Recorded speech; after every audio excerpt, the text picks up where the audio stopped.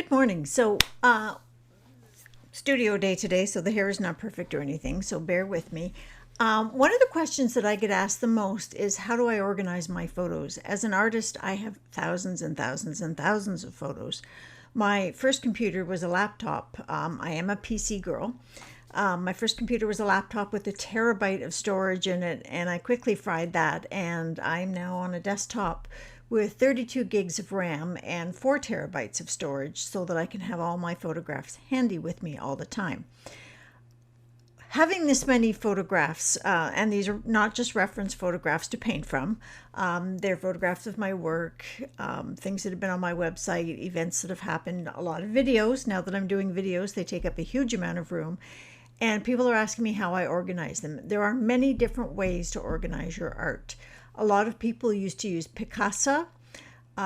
People will ask me, because my editor of choice is Photoshop Elements, not the big Photoshop, but Photoshop Elements, do I use their organizer? And no, I do not. I like to keep things simple. I just use the Windows folders in my picture album. So I'm going to show you how I set that up and how I name my folders and how I can hopefully go back and find what I want when I want it. Sometimes we want to find that photo that made that perfect painting and maybe crop it and do it again. So bear with me for a minute. I'm going to shrink this down, put myself in the corner where I belong. Nobody puts baby in the corner. There we go. And first of all, let's open Photoshop and have a look and see how their organizer works. I don't use it, so I've never opened it. I have no idea. So I'm opening Photoshop Elements. Here's the organizer. It's thinking something. Access to your online account has been disabled in Elements. All downloaded media will continue to be available in your desktop application. Okay, well, that solves that problem. I'm not going to use that. So I'm going to click OK because I don't need that anyhow.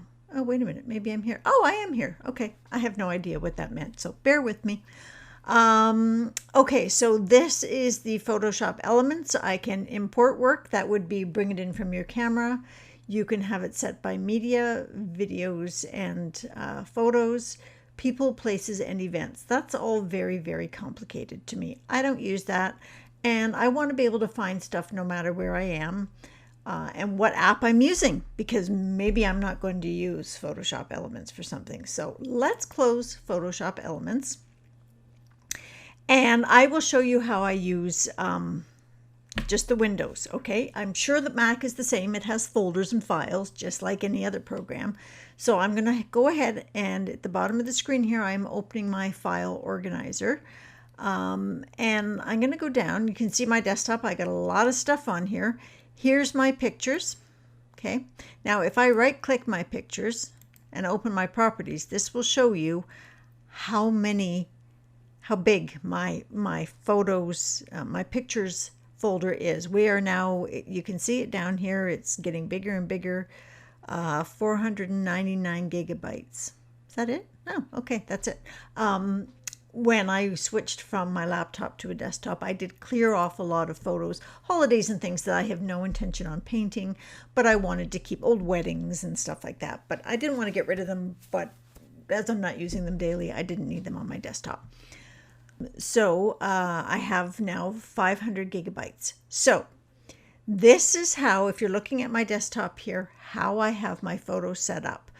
Some of them are named by the camera folder. Because when I downloaded them from my camera, and I have this handy dandy little, I'll pull it out now, oops, killing things, this handy dandy little reader here, because my desktop did not come with a card reader, so I have that little thing just stuck in the front there, and I can just stick my card from my camera into that. I do not hook up my camera by cord. Sticking cords in and out of your camera can wear that thing faster so that it stops working. But my camera is very old. Anyhow, I find I'm using my iPhone more. Anyhow, that's moot. Whatever camera you use is fine. All my photos are taken in the highest resolution possible, but not in RAW. RAW is huge. I have no intention on ever doing prints of my work. That is not in my goals for the future. So I am not taking RAW. If I did museum-worthy painting, then I might. but raw images are huge and they can bung up your computer very quickly and your RAM. So I do not take those. So I do take them in the highest resolution on my camera. So this, what you're looking at on the screen, is my pictures folder. I have a lot of pictures in here. A lot of these are places and things I went to. This was a Brian Smith video that I did. This was Bridgewater, my favorite art group, the East Central Ontario Art Association, used to go to Bridgewater. That's one of them. This is another one, maybe at some point. That's 2010, 2013. Banff, Jasper, Barry's Bay. I title my folders by the location. I try to title my folders by the location. Okay, so I have like Cooper's Falls Road, which is a beautiful road if you've never done it, between Aurelia or Washego and Severn area. It's a little back road along the river. I highly suggest you do a little drive down there. Take it. There's some beautiful scenery on there. Where am I now? I want to go back to pictures up here. I have my headshots. I got my mom on there. So this is some headshots that I've had done. Here I am with short hair. Yes, I had short hair once upon a time. Might go back there again someday, but I'd have to lose a ton of weight, so that ain't happening. Pictures here, headshots. You never know when somebody wants a headshot. Anyhow, back to pictures. Pictures of demonstrations that I've done for groups, because you never know if you're going to want to put one of these on your website or whatever. So I have Geneva Park. Anyhow, as you can see, my photographs are titled with very common names so that I know what they are, where they were. I put the year down because sometimes as you get older, you will flashback. Oh God, flashback to years. Oh, that was real. And I took that really good picture. And one particular picture will jump out at you and you want to try to find that again. So try to label things as easy as you can so that you can backtrack and find those pictures. So my most common ones, when I switched from painting skies and wetlands to painting trees, because that's what I paint is trees. Yes, they're abstract, but they are trees. I made a folder and I called it, what did I call it? It's hiding. I have to move myself here. There it is. It's called Trees. There we go. So when I open trees, I'm going to make myself a little bit smaller here so you can see me. There we go. Down here more. In my trees folder, because this is kind of the current images that I'm working with right now. Things from the last 5 years, from the last year, images that really jump out at me. Yes, I will go back to some older images after, because sometimes you've taken that really sweet photo that you can crop into and probably get a dozen really good paintings out of that. We've all done that. We've all painted the same image more than once because it really resonates with us, and there's nothing wrong with that. Just don't copy yourself completely. So this is my tree folder. And again, it is titled by location. So Bark Lake, which is another place where our art group goes to, if I open that, I have Bark Lake for many years in here. Some of them are winter pictures, some of them are things, but they're labeled by year. I'm going to go back to trees. Location. Now, my biggest one, I call it parks. And why is it called parks? Because we go camping and these are different provincial parks. So within these folders, Killbear and Grundy, because they're kind of in the same area, there are many other folders. And these are Grundy. This would be, Grundy 1 would be a folder that the camera makes. When you take pictures, the camera makes folders. So they've done that. Or they're from different years. These look like they're two duplicates. Oh, interesting. Let's see if they are. And sometimes there are other things on my folders, as you can see by old pictures and things. Grundy 2017. Here's another camera folder within that one. You can go into your view and make these things bigger. I do wish there was a way that you could set your default thumbnail size within Windows. I would love to have a thumbnail size that's about the size of 4 of these without having to individually open a picture like this. I would love to see like 4 on a screen.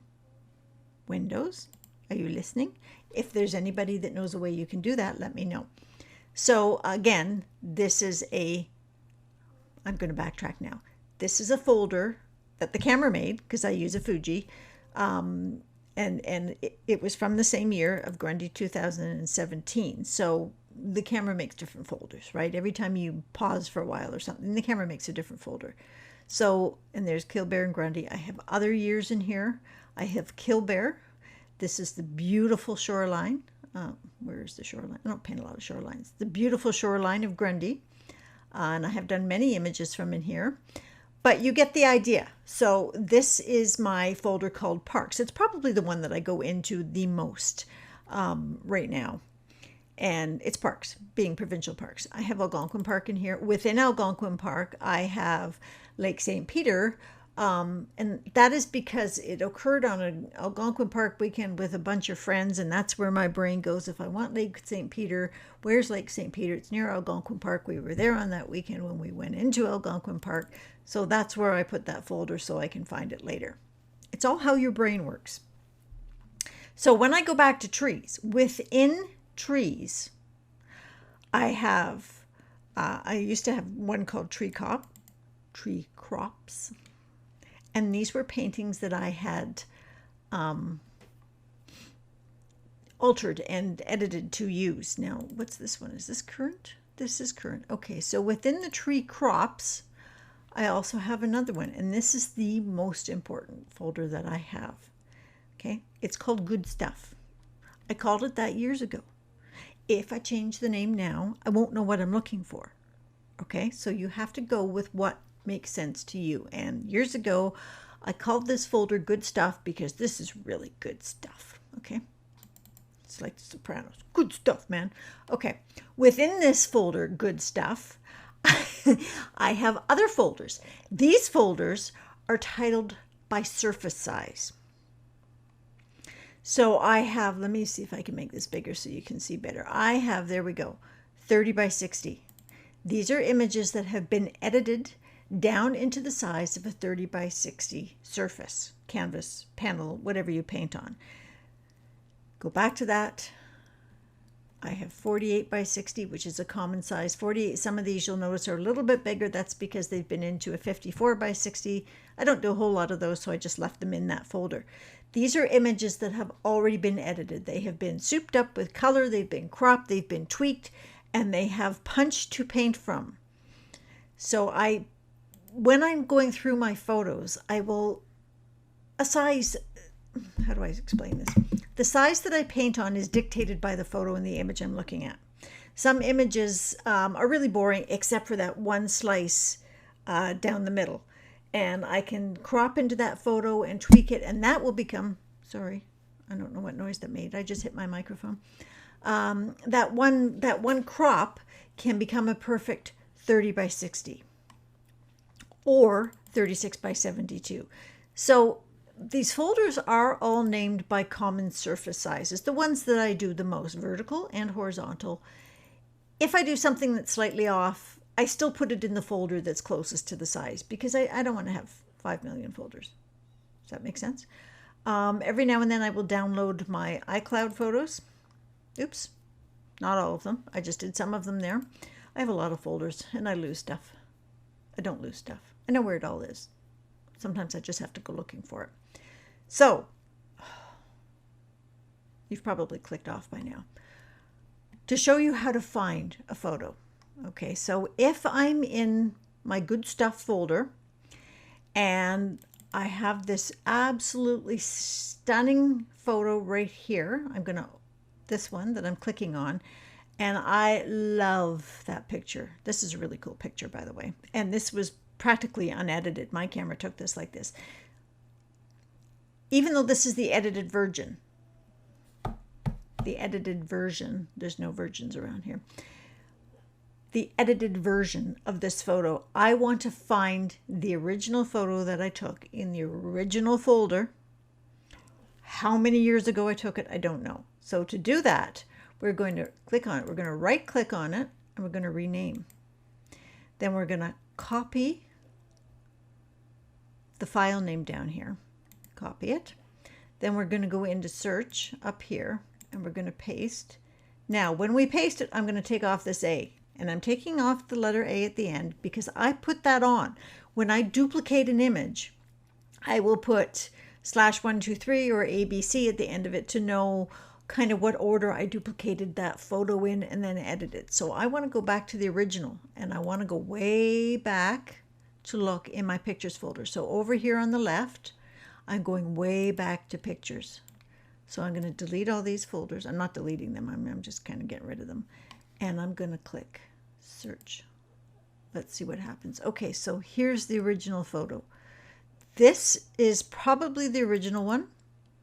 There's 3 here, you can see. So yes, this is the original one that I actually took with my camera. Isn't this gorgeous? There's no way to, I mean, you can't improve on this, right? This is just perfect. In focus, out of focus, energy, stuff going on. It's just fabulous. Don't steal my picture. I will come after you. But that is how you find your original photo. The thing to remember is that when you edit it, to save as and rename it. So this screen I'm going to leave up. So now you know how I organize my photos. That's just the way I do it for me. You need to do it however it works for you. Okay, because you know what's going on in your brain and how your brain works and how you organize things. It's going to be the same way that you organize your books and everything else. Simplify things. Just use whatever's on your computer. It's probably the quickest thing to do.